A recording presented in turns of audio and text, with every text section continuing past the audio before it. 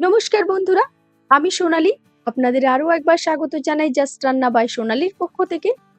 আর আজকে আমি আপনাদের সাথে শেয়ার করব বাঙালির অতি পরিচিত ট্র্যাডিশনাল রেসিপি লাউ চিংড়ির রেসিপি। আর আজকের এই রেসিপিটি খুবই সহজভাবে মাত্র হাতে গোনা কয়েকটি ইনগ্রেডিয়েন্টস দিয়ে তৈরি করে নিয়েছি।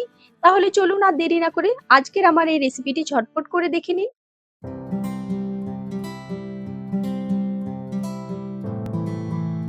এর জন্য একটা প্যানকে গরম করে নিয়ে এই প্যানের মধ্যে আমি দিয়ে দিচ্ছি 2 টেবিল চামচ সরষের তেল।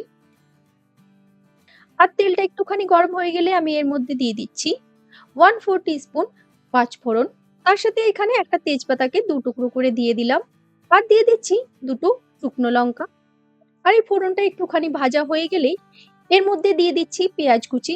এখানে আমি একটা মিডিয়াম সাইজের পেঁয়াজ ব্যবহার করেছি। এরপর এই পেঁয়াজটাকে হালকা একটুখানি ভেজে নিচ্ছি। এই দেখুন হালকা আমি এখানে পেঁয়াজটাকে ভেজে নিলাম। এরপর আমি এখানে দিয়ে দিচ্ছি 1 টিস্পুন আদা ও রসুনের পেস্ট। এরপর এই আদা রসুনের কাঁচা গন্ধটা না যাওয়া অবধি একটুখানি কষিয়ে নিচ্ছি। এই দেখুন হালকা একটুখানি আমি কষিয়ে নিলাম। এরপর এখানে অ্যাড করে দিচ্ছি লাউ। এখানে লাউগুলো আমি ছোট ছোট পাতলা পাতলা করে কেটে নিয়েছি। এর সাথে এখানে ছোট ছোট টুকরো করে রাখা আলুগুলো অ্যাড করে দিলাম। এখানে আমি একটা মিডিয়াম সাইজের আলু ব্যবহার করেছি। আর এখানে আলু এবং লাউটাকে অ্যাড করার পর 1 মিনিট মতো সবটাকে আমি একটুখানি কষিয়ে নিচ্ছি। এখানে আলু ও লাউটাকে 1 মিনিট মতো কষানো হয়ে গেলেই আমি এর মধ্যে অ্যাড করে দিচ্ছি 1/2 টিস্পুন হলুদ গুঁড়ো, 1/2 টিস্পুন জিরে গুঁড়ো। তার সাথে দিয়ে দিচ্ছি স্বাদ মতো নুন। তার সাথে দিয়ে দিচ্ছি 3টে চেরা কাঁচা লঙ্কা। এরপর এখানে সব মশলাগুলোকে মিক্স করতে করতেই 3 থেকে 4 মিনিট মতো সবকিছুকে ভালোভাবে কষিয়ে নেব। এই দেখুন এখানে বেশ খানিকক্ষণ ধরে কষাতে কষাতে লাউ থেকে প্রায় অনেকটাই জল ছেড়ে দিয়েছে। এরপর আমি গ্যাসের ফ্লেমটাকে মিডিয়াম টু লোতে রেখে ঢেকে কিছুক্ষণের জন্য রান্না করে নেব।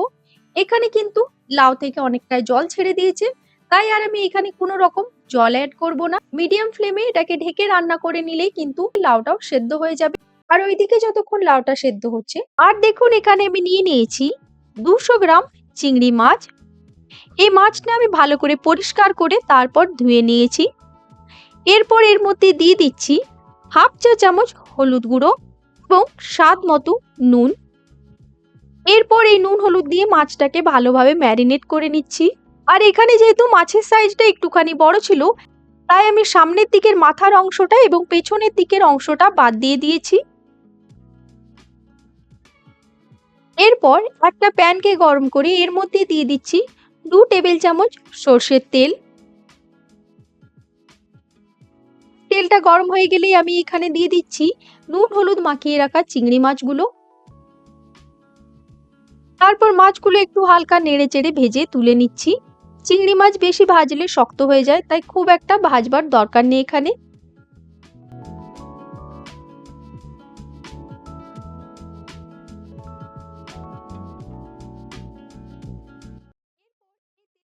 এই দেখুন আমি এখানে মিডিয়াম ফ্লেমে প্রায় 10 মিনিটের মতো ঢেকে রান্না করে নিয়েছি। এখানে লাউ এবং আলুটা প্রায় সেদ্ধ হয়ে গেছে, তবে এখনো এর মধ্যে অনেকটাই জল রয়ে গেছে। ঠিক এই সময় আমি এখানে ভেজে রাখা চিংড়ি মাছগুলো অ্যাড করে দিচ্ছি। তার সাথে এখানে অ্যাড করে দিচ্ছি 1/2 চা চামচ গরম মশলা গুঁড়ো। এরপর সবটাকে নাড়াচাড়া করে ঢেকে আমি আবারও কিছুক্ষণের জন্য রান্না করে নেব। ততক্ষণে সবজির মধ্যে যে জলটা আছে সেটাও শুকিয়ে যাবে, আর চিংড়ি মাছ এবং গরম মশলার ফ্লেভারটাও এই সবজির মধ্যে ভালোভাবে ঢুকে যাবে।